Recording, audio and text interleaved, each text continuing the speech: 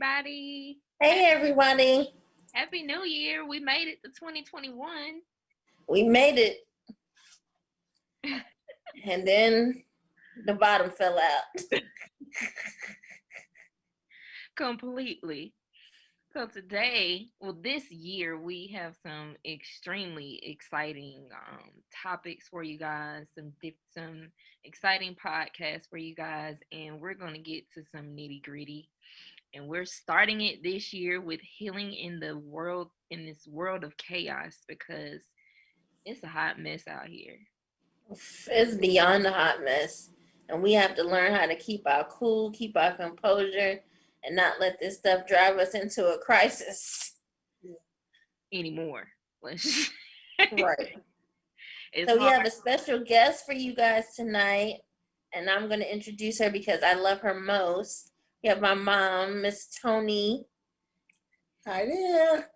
She's here with us today to talk about healing in this world of chaos.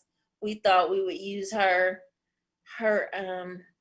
wisdom tonight to help us out. And I'm extremely excited about it. So, we're going to talk about healing from an individual perspective, and then Jennifer will talk about our experiences just dealing with sickle cell recently and everything that's been going on. We're going to talk about healing as a community and healing as an entire country because, like we mentioned, it's a mess out here. So, you want to start off, Jennifer? And Yeah, I guess we could start off talking about healing in our individual selves and the things that we go through.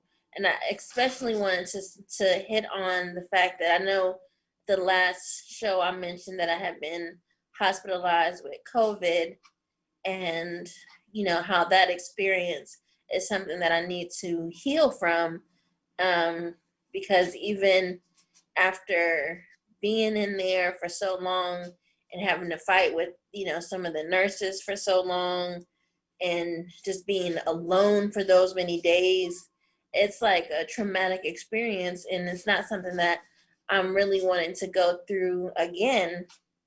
And like even recently I wasn't feeling well, and I called my doctor and they were like, well, you need to come into the ER. And I realized I hadn't healed from the last hospitalization, and so I didn't go. And now I know, and that may not have been the best decision for me. And of course my family is like, well, what you gonna do? And I'm like, I'm gonna stay home. Like, I'm not going anywhere. But it is something that we have to learn how to, go through and come on the other side. And how do we do that? Like, how do you get from having a stay that's traumatic to wanting to put yourself in that situation again, knowing that you actually need to do so? right. And for me, I've tried my best to stay away from the hospital because of my last admission experience. And I feel I was traumatized because things just did not go the way it normally does. And it caused a lot of distress for my doctor. It caused a lot of distress for the healthcare system, period. We're already kind of sketchy because of the stereotypes we deal with and having to fight the doctors, the staff, and just to I, it's in the forefront of my mind the treatment that I got the last time I was there. I always feel like I'm in a fight. In a sense, I am. But It's like you go there and every morning you wake up, you brush your teeth, you wash up, and you put your boxing gloves on, like every day in the hospital. and I come out, I bruise. Bruised. I'm purple spots everywhere. I'm swollen everywhere. My mind is not clear. And the last time I went, I had really, really severe withdrawal symptoms to the point where I couldn't even eat anything to try to take the withdrawal medicine or deal with it in any way. I couldn't drink any water to hydrate myself because it was not sitting well with me. So, what do you do in those situations? And my most recent doctor's appointment last week, I felt like he really wanted to admit me but he didn't push it. And I wasn't gonna be like, oh, okay, well, just admit me then. I wasn't. I wasn't, because not only from my traumatization, but from everything that has gone on with the pandemic, from things that happened with you. It was just like, oh no, I'm good. We finna thug this out at home. Right. So I'm not, even though that was over a year ago, thank goodness, I've gone to the sickle cell acute care, but that's 8 hours and they know me. Thank goodness to the Quavius who was on here before. He looks out for me whenever I go because he know when I'm there, it's for real, for real. Right. So, And then you have to think, you and I are blessed in that we have support, family support to help with some of the trauma and even just getting through sickle cell on a day-to-day basis. Because even though it's such an individual disease, it also affects the family unit. And, I can let my mom speak to how it affects her, as my mom, knowing I'm going through something and I'm refusing to go to the hospital. right. Well, when Jennifer went into the hospital initially, she went in for a crisis, and then she ends up with corona, and that really messed with my head because now she's in a hospital and she's got corona, and I can't go there. Now they had opened up the hospital for visitors, so I went. And then 2 days after I had gone there, they said she had contacted that coronavirus. So now not only do I have to fight for her care for the sickle cell, I have to fight double for the coronavirus and what they're doing and why and how they're doing it. And so it's stressful. It's hard because you can't really be there physically. And the only thing I can do is call and talk to this nurse or the charge nurse or the nurse. And then they don't want to do the things that they have to do. So I have to be courageous too in my pursuit of taking care of her while she's in the hospital. She's fighting inside the hospital and I'm fighting outside of the hospital. And so those two things coming together, they don't help that much. They really don't. You think that, when you call, they're apologizing and stuff, and I don't want to hear that. I just want you to take care, do what you're supposed to do. Give her medication on time. If you don't want to do it because you have a personal feeling, have somebody else do it. So the support that is needed is like double time. And I'm like, whatever time of the day or night, call me, because I'm going to talk to the charge nurse. I'll talk to the nurse supervisor. I'll talk to whoever I need to talk to so that they can give you what you need. And it's very interesting though, when you do call and talk to somebody, things happen. But why do we have to do that? Right. It shouldn't have to take all that, especially when, and I think a lot of times they, especially when they administer the medicine, they don't take us seriously.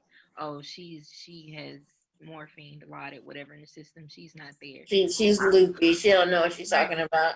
I Like, might I'm be completely aware of what you're doing right now. right. I might be drowsy, but I know what's going on. And the comments that I've received, it seems like I only get them when nobody else is around.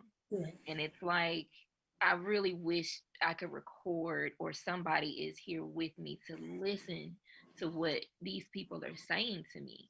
For instance, one lady that looked like us who was attempting to put a midline in my arm.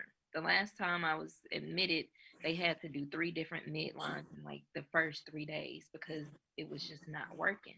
And the first time she came in there and she mentioned me being a sickle cell patient, and she was like, "Oh, you're gonna make me work hard." I was like, "Well, what you come Oh, to work for? What right. you come to work for if you didn't come to work?" So again, now I was by myself when she said that, and she kept going, and she was talking about Trump supporting and all this other stuff. I was like, lady, do what you Like, do. just be professional. The same way that you would be with somebody who may not look like you.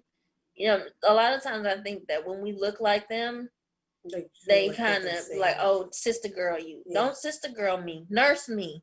You know what I mean? Like, Right. Do your job. We're not here to be friends. We're not here to right. be everybody. I'm here to get some help because I can't manage at home. And it's like I don't want to continue to have I fight enough at home with the disease. I fight enough at home dealing with, like we mentioned earlier, the mental battle when, we try to ignore sickle cell and it pops up like, girl, we gonna turn up today. And I'm like, no, we not. You're not invited. You are not invited. I'm gonna handle this by yourself.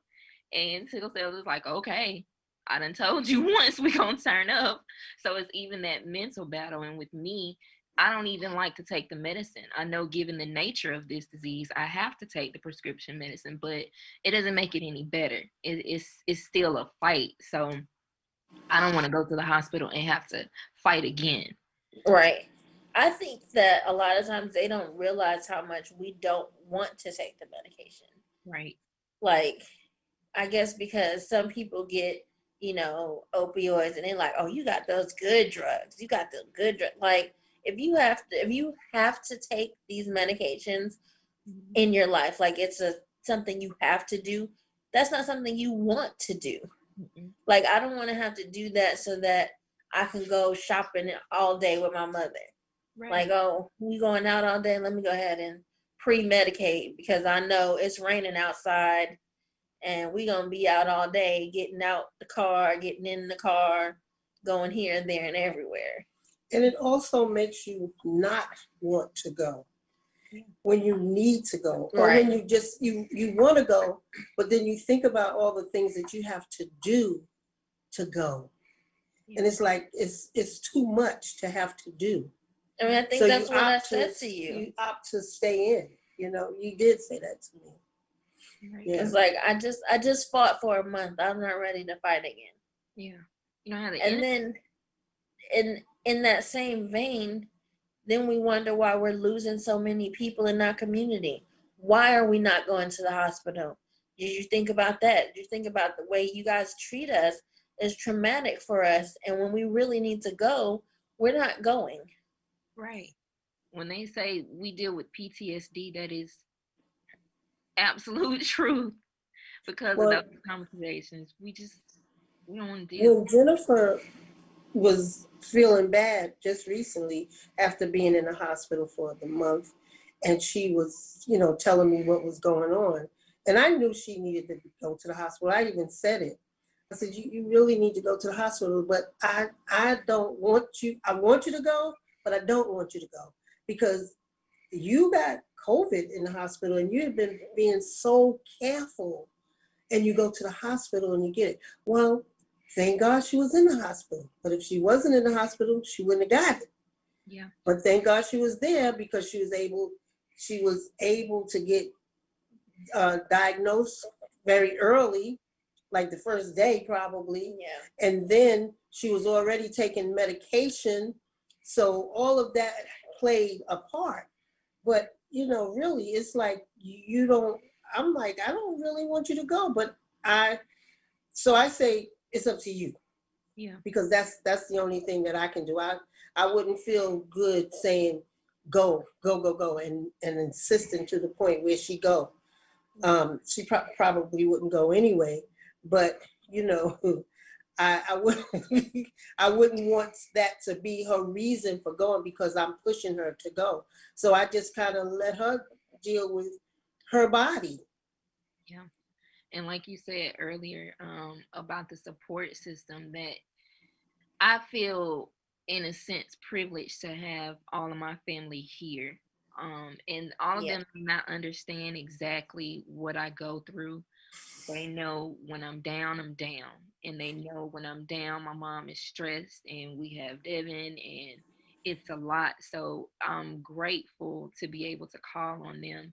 The Zoom calls, the weekly Zoom calls that we've been doing have been extremely helpful.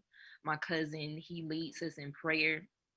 We cut up, we crazy like everybody else, but he'll lead us in prayer. We spent, normally we do our holidays and everything together, but we've been able to manage on Zoom, playing games and just kind of being with each other in that sense.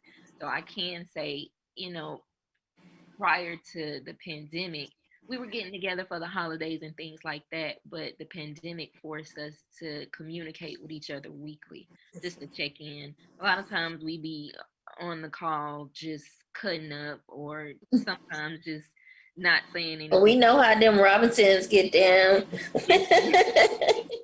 When all this is over, it's gonna be a huge turn. We coming, we there.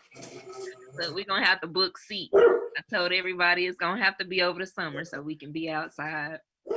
But it's really a privilege to have that type of system, to check on me or to check on you, to call in, like you said, Miss Tony, and say, hey, what's going on? My daughter needs this, that, and the other. Right. And some people don't have that, so It's true. it's such a blessing. I'm sorry, you guys. Apparently, my dog wants to be heard. He has something to say. He wants y'all to know my mama got the trait. I got SS. Like, he wants y'all to know something. I don't know what it is, but he wants you to know it. And speaking of him, emotional support animals are a part of healing too. Yeah, and he is that. So he is definitely that. You already know. Yeah, and he made me like him. I was never really an animal person, but once I intruded on you guys, Apollo intruded on me, and he's like, "You don't like me. You here with my mama. You gonna like me too." So I didn't have a choice. No, you didn't. You don't have a choice either, Miss Sonny. He makes you hug him. He makes you kiss him. He makes you do whatever he wants. He makes you do it. I was talking about how he's so spoiled, but he's kind of worth it, because when I don't feel well, wherever I am, there he is. That's true. I'm going up the stairs. I'm moving slow. He's like, "You good?" Right. So how do we cope with how do we heal from these hospital traumatizations?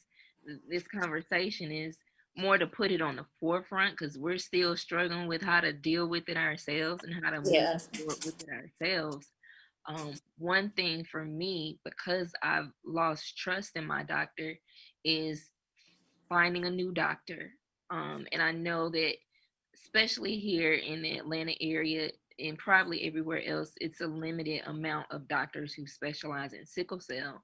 So you're kind of scared to change and start all over. But right, at this point, I feel like it must be done because I need some help with my care. Like you guys said, it still takes a village to deal with this disease. So for me, it's a matter of just changing my doctor to someone I can really trust and someone I can be open with. And for me, I think that's the start of trying to heal from what I went through in my last hospitalization. Yeah, I think for me, well, my hematologist, she, as one of my doctors says, she's about as much fun as a can of paint. But I think she's starting to get to know me a little bit more now. She's still not very excited when it comes to dealing with sickle cell, but I know that I can count on her to call my other doctors who I trust. And so that makes me stay with her. I did initially try to fire her, but I was told that I couldn't fire her. She could only fire me. As far as staying within the practice, because I've been there so long, I just wanted to see another doctor, because she wasn't my initial doctor. My initial doctor retired, and then he passed away. And I was like, well, can I just get someone else? And they're like, well, they don't allow you to switch, but she could fire me if she wanted to, if I was, not complying as a patient or what have you. Or she felt like you were abusing the medication or whatever. Yeah. she could do that.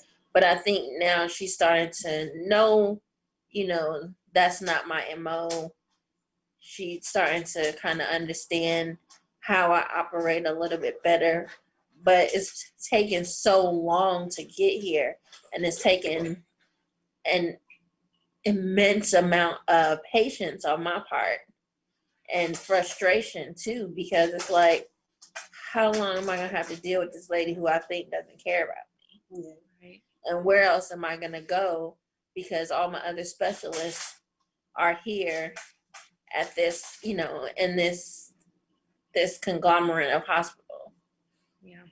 So when you talk about going to another doctor, that's the thing. They have to get to know you. So with that in mind, even if you decide to do that, you have to have the patience now within yourself to stick it out with this new doctor so that they can get to know you, so that they can, and hopefully they understand sickle cell a lot better than some doctors do. Because the doctor that Jennifer had before this particular one, he was very understanding about sickle cell, and he was a very good sickle cell doctor. And he was just empathetic, yes. like just as a physician. Yeah. And then when he ended up getting cancer, he was even more empathetic as a doctor because he had been on the receiving end of the things that I had been going through. Yeah. And lucky for me, I was able to get an appointment with a primary care physician that specializes in sickle cell, to the point to now he teaches other primary care physicians about sickle cell. And the hematologist he referred me to, I've heard his name plenty of times, and he's even come to the camp. So at least okay, good. Familiar, even though he doesn't know how it affects me personally. I feel comfortable knowing that he's familiar and he's at least a little bit active in the sickle cell community. Yeah. So I've been, Jennifer, my struggle with with my old hematologist, and I've been talking about it for a while, but now I really feel like, okay, it's time to go because he fired now. So yeah, because he told a whole blatant lie. yes, and we don't do that. How am I supposed to trust you and you sitting up here, lying to me, and I know you're lying. And you know it, yeah. So it's, I there's no way I can trust you with my health. It's not just my health, this is my life. Right. So, negative. I'm not gonna go there. I'm not gonna go there, but that's a whole nother conversation. But yeah, it, like you said, Miss Tony, it takes patience, and I feel like we have to fight 24/7, 365, and we also have to have a level head so that we don't come off as the angry one or the bitter one or one just or the difficult patients, because that's what they say. Right. So to combat that and to receive proper help, we have to be level-headed when we really want to take the IV pole and just go off. So, right. I mean, like, I literally had a nurse while I was in there for that month. My medication was due at like 6:30 in the morning, and I called for it. And she came in, took my labs, but didn't bring my medication. And I was like, well, I called for medicine, and she was like, well, I'm not going to give it to you because we're about to switch shifts. No. I was like, so what does that mean? It's due now. It's due right now. She's like, well, I'm not going to create another problem for the next nurse to have to deal with. I was like, I don't understand. What are you talking about? Well, your blood pressure might drop. It's due right now. right. And the next nurse, even though she's supposed to come in here at 9:00, has not been coming in here until 11. It's due right now at 6:30 this morning. I'm like, who do I have to call? Right. Because we gonna set it off right now at 6:30 this morning. Right. And then she happened to be my nurse the next night. So I said to her, I said, look, I wasn't trying to be rude to you this morning. I said, but had you not given me the medication like I asked you to, I would have been waiting till almost noon. Right. she was like, "Oh, I'm so sorry," No, and no. I don't want your sorries, Right. because your sorry can cost me my life, and then what? You gonna tell my mama sorry? I'm sorry. No. That just goes to speak to the amount of work that still needs to be done in communicating with the healthcare staff, period. Nurses, doctors, Yes. all of them. It just goes to show the communication that needs to be had, the conversations that need to be had, the compassion The and passion. that needs to be had when it comes to us dealing with them. It's just a team effort. So that just leads into a conversation about the community as a whole, and just what's been going on, everything that's going on in the world and in the country adds to the mental stress that Yeah, the we're all community, yeah, that we're all because we feel invisible, yeah, yeah, and I think the community as a whole is experiencing a boom. Like I'm starting to hear commercials where they say sickle cell, or see more people on social media talking about it, or like just last week someone reached out to me from Nigeria, like just kind of offhandedly, but collectively we're experiencing a lot of the same things. yeah, absolutely, absolutely. So it's we have to learn how to figure out what healing methods or coping methods, um, in order to keep our mental stress down, in order, because with anybody, sickle cell or not, you're mentally stressed, your body is going to pay for it. Stress will take out the average person, so imagine what it does to a person with sickle cell. So you need those moments of rest and to tune out. I call it being in my own bubble. I know how you do when you're in your bubble. Don't nothing else matter. It's it's just you. You can't reach me. It's like, nope, I don't want to talk to anybody. And you need that. You need that in order to refuel yourself. So it's a mess, and we all need help trying to cope and trying to deal with what's going on. Yeah, I think as a community we need to kind of learn to give each other a little bit more grace. um there's a lot of sickle cell support groups and things like that, but I'm not really active in a lot of them because I noticed that people don't really have grace and mercy for each other. Like, we're going through the same thing. Why do you have to jump down somebody else's throat for maybe something that they don't know, or an opinion that they may have um, about what it is that they're going through? Maybe at that moment in time, they're really reaching out for help, and instead of you being helpful, you're being judgmental. Right. And Well, we I think that you, excuse me, as a community, in all communities, we have to have compassion, empathy, and respect for each other. I know that you're dealing with something, just like I said about Jennifer. I knew she was in pain. I knew she had to go to the hospital, but I also knew that I had to allow her to do what she needed to do, that she felt she needed to do for herself.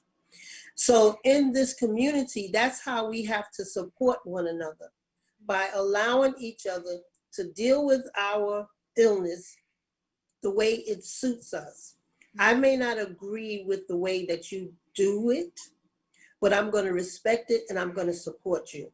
And I'm going to say, okay, you go ahead and do it that way. If you need anything from me, I'm here for you. And that's where the compassion for each other has to come in, because everybody is so stuck on how they feel, Yeah. what their disease does with them. And we know that, but we have to be compassionate for each other in dealing with it. And I think if we looked at it that way and went in that direction, we would have a better response from each other. I'm not going to judge you because you don't want to take the medicine. I understand that.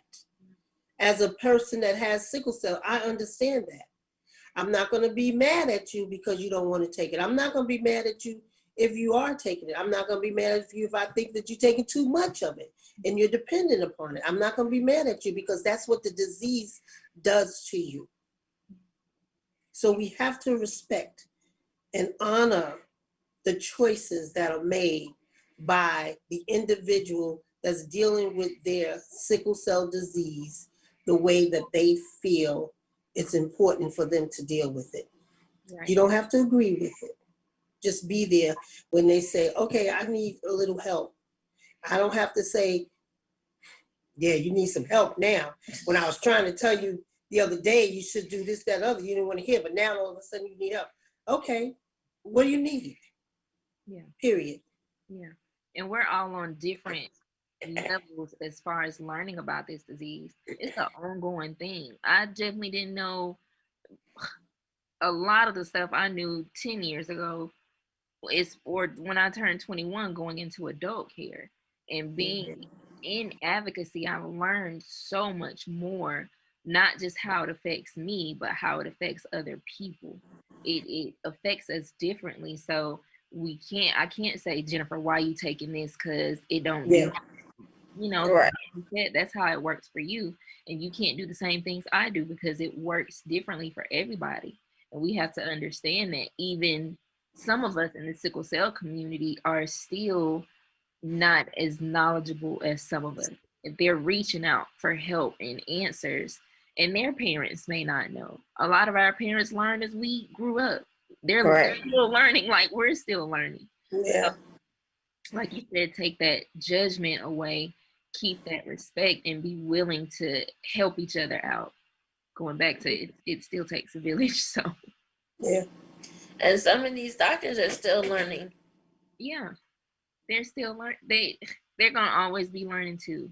I think the disease itself manifests differently as we age. I like to say we age a little faster than the average person. You think?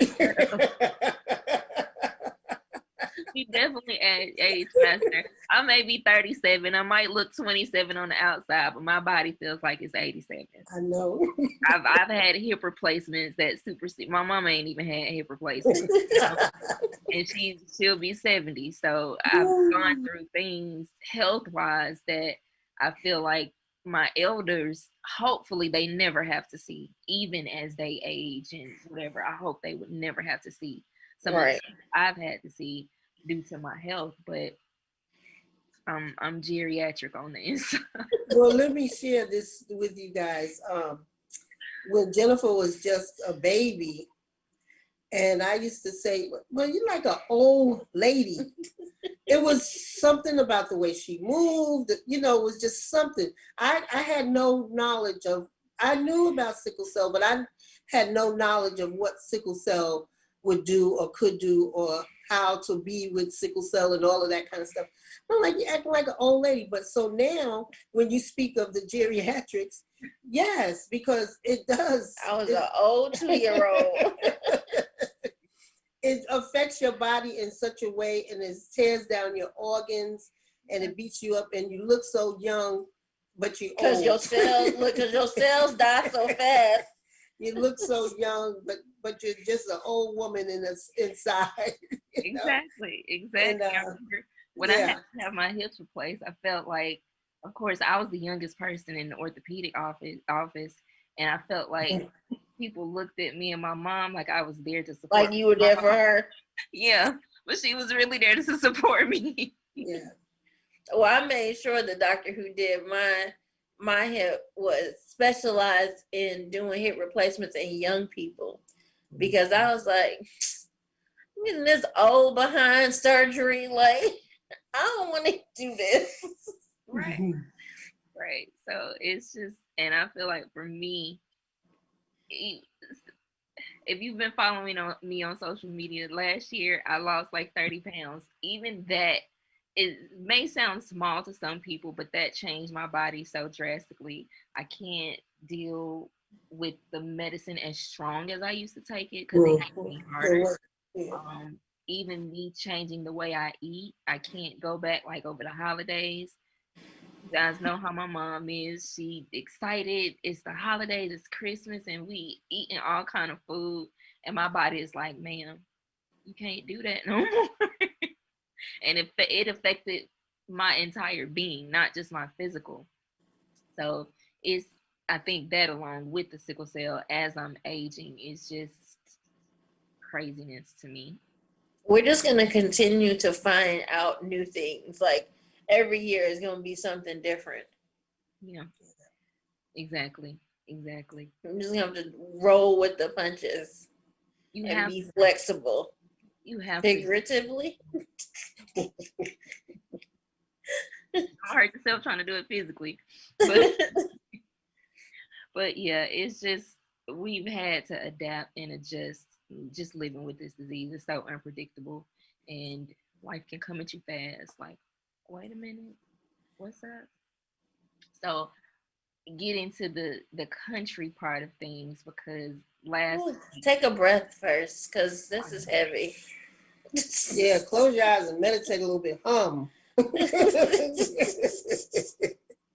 Yes.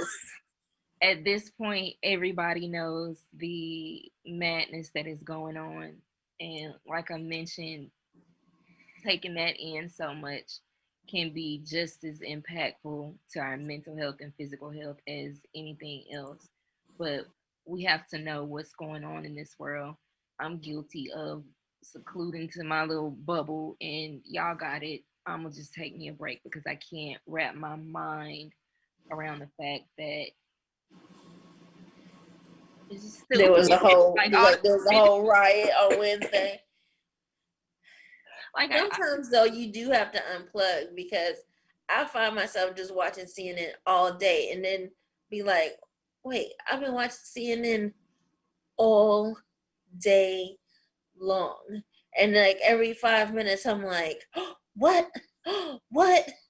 What? Like, okay, you need to unplug right now because you're doing too much right now. I'm kind of blessed in that area because I don't have CNN, but I do want to see it.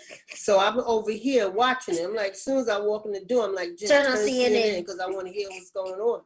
But in my house at home, I don't have cable, so I can't really do that. And I don't want to watch the local news. I want to watch the national news because I want to know what's going on in the world.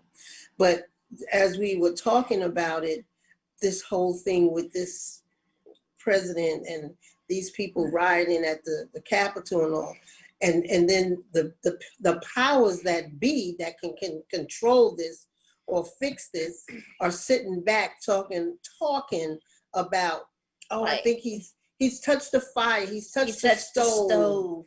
So I think he's learned his lesson, and that's like a 2-year-old. Although that's what he's been acting like, a 2-year-old, but he is mad.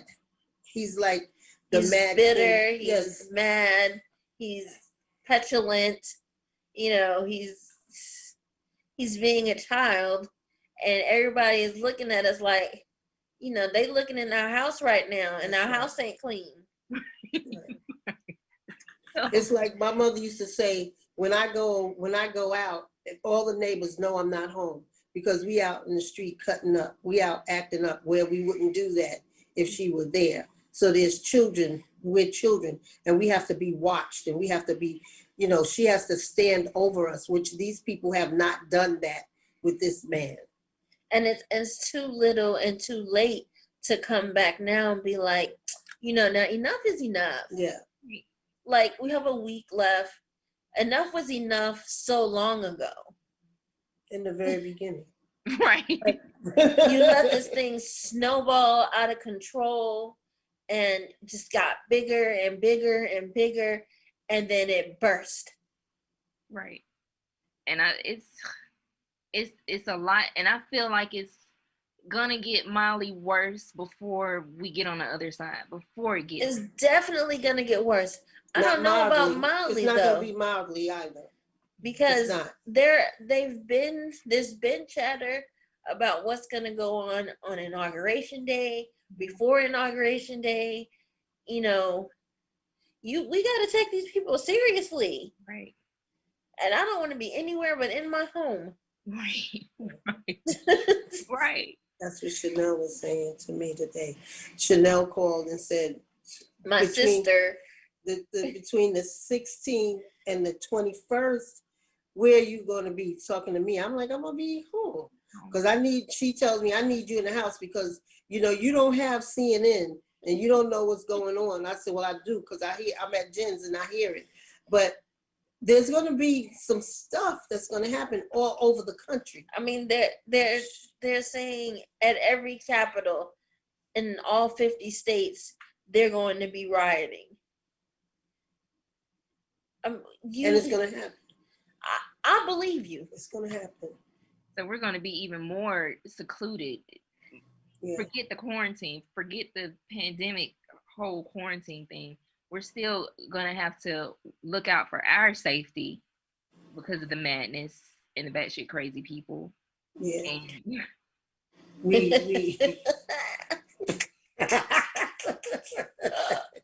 yes. We said it, Jack. Needs to be said. That's real.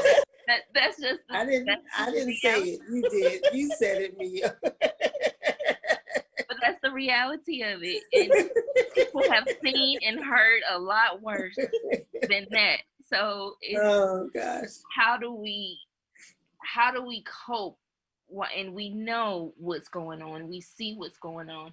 How do we cope while we're in our bubble, trying to stay away from the madness and trying to stay? What I think is, like, for me, I do have to unplug a little bit, but I still need to be plugged in a little bit. You know, like, I still need to know what's going on, but okay, maybe not all day, Jennifer. Like, I'm like a junkie on CNN, and when they go on commercial, I'm on MSNBC. So that's a little much. So in order to protect my space, my peace, I need to, you know, kind of balance it out a little bit. So here's some things that we can do to help us get through this, because we're going to have to unplug and then we're going to have to plug up. So here's some things we have to do, the things that we like to do. Like you like to paint and draw and all those kind of things. You like to create things. And those are the things that you have to do to help you keep your mind at rest. If you like, I like to read, so I do that, you know. I like to watch TV. That takes me away. So I do that too. I mean, some people may not agree with that form of relaxation, but I do. That's what I do for myself. And here again, it's you, them, us respecting each other as to what we need to do to unplug and to keep our minds in order. We can sit, we can meditate, breathe, you know, look out the window. Anything that will help you get your mind off of this, because this time in the world, it has been very stressful and very dark and so we have to figure out a way to get through it. I notice myself when I go out and I'm looking at people with the mask on, and I have on my mask, and now I'm at the point where if I get out the car and I don't have it, I'm like, something ain't right, something's missing, and it's my mask, so I go back and get it. But I'm looking at this and I'm saying, wow, this is where we are. We are in this place where we have to wear masks. You go in the grocery store, people have to wear masks. I was working at the early voting, and this man, everybody's coming in there with a mask on, and this man comes in there with no mask. I said, sir, where's your mask? Oh, it's in the car. I'm boosting up my. What? So he walked out. Well, he didn't walk out the room. I grabbed the disinfect spray, the sanitizer spray, and started spraying the room. And I did it while he was in there because he's building up his immunity. So F everybody else. Who knows what you got? And foolish. You ain't gonna get away from this with your immunities unless you get it. Right. So he asking for it. So we just have to figure out what pleases us. Right. Go back to the simple things that we used to like to do that we may not do anymore.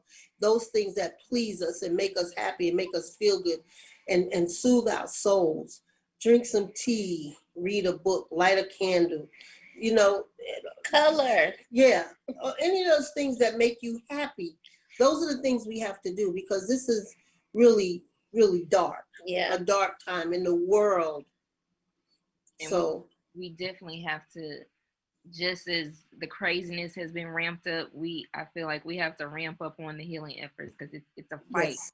So we have to do more of those things like reading or it's like taking your vitamin C, doing Right. those things. It's fortifying your body, Yeah. you know, to be able to deal with the craziness that has come and sat upon us in this world, in our safe spaces, in our sacred places. Right. And like we were talking earlier about having those boundaries for yourself, knowing your limits on how much CNN or MSNBC to take in, and knowing when to be like, okay, Jennifer, let me shut it down.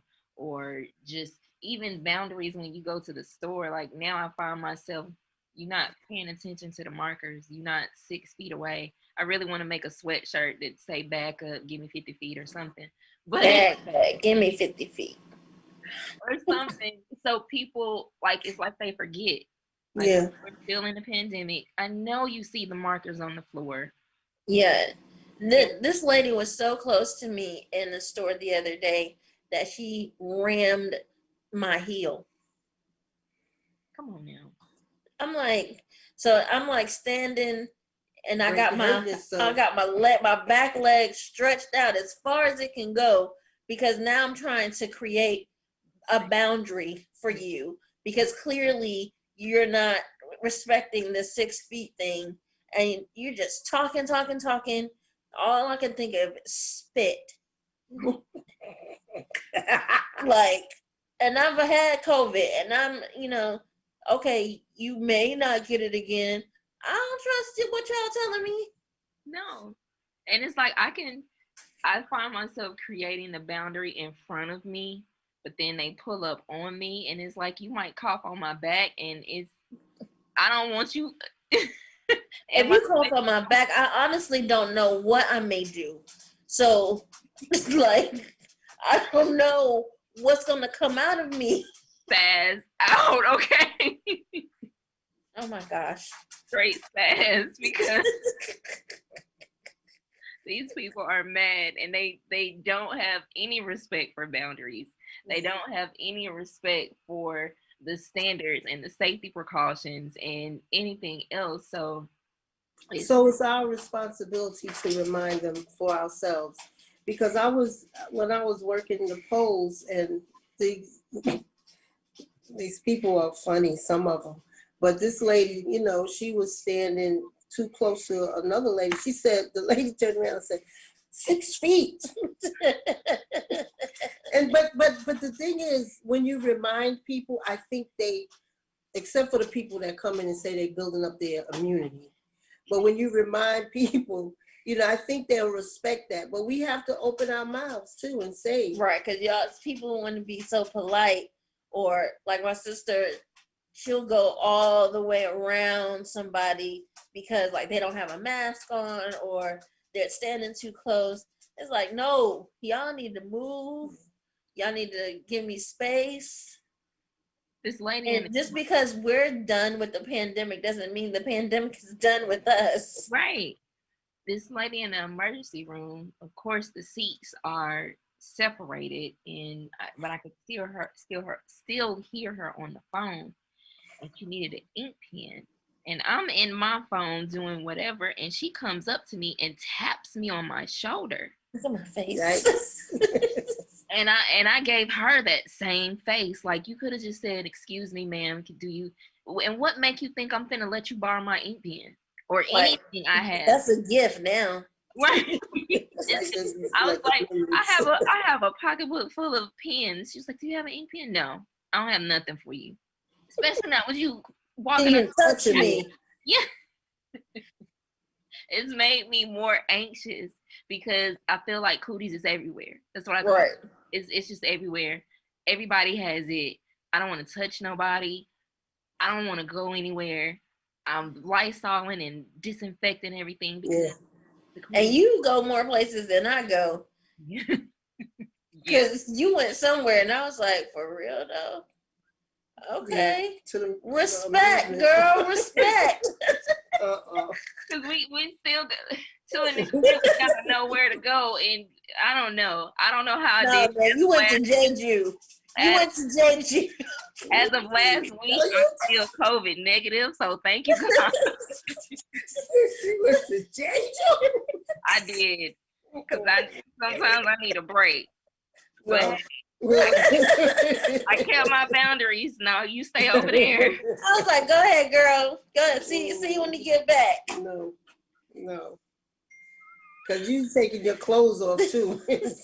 Look, my sister said unnecessary risk. You stay in the shower. You stay washing up with soap and everything. They got plenty of soap and water for you. Oh my God. But there again, we I didn't judge you though. We respect you. That was healing for me. Well, very good. We respect you for that because you did what you had to do to take care of yourself. No judgment over here. Listen, I was like, Mom, she going to Jeju. And what did I say, Jennifer? You was like, Jeju? And then I said, well, if that's what she needs to do, that's what she needs to do. Because I said something, but I ain't going to repeat it on air. No cussing. I needed it. Like I said, I still been COVID negative, so thank you. With all the somebody suggested that I get a massage too, because I could use that as well. Because there's a lot of stress going on over here. But I thought about it and I said, that sounds like a good idea, but I'm not ready to do that just yet. I'm not ready. So close to wanting to get a tattoo, but no. Would you be open to having someone come to your house? Nope, they can't come up in these doors. Yeah. To do a massage? Yeah. Oh. Let's talk about that. Oh no. No. I don't know if I'm ready for that either. I'm just not. But this is what's crazy about me saying all of that, because I was at early voting for 2 weeks. And I worked at the election on election day. So it's like, you did that, but you can't do this for yourself. So that's something for me to think about, as far as my own mental health. Yeah. But that going to the polls for those 2 weeks and working on election day, that fueled my soul. That made me feel so good. And I had so much fun. So that's something. I had a great time. Every day she got like a new story. She was like, I gotta get up. I gotta go to work tomorrow at 4 in the morning. 4 in the morning too. But that gave me, some strength. That gave me some peace of mind. That gave me something that I needed to get through. Like the social interaction that we've been lacking, though. Yes. You got to have that. Yes, and that's what it was, because I had a ball. And then I'm going to get paid. Well, but don't bonk. Last year I said everybody needed a blunt. I think this year everybody needs a Xanax because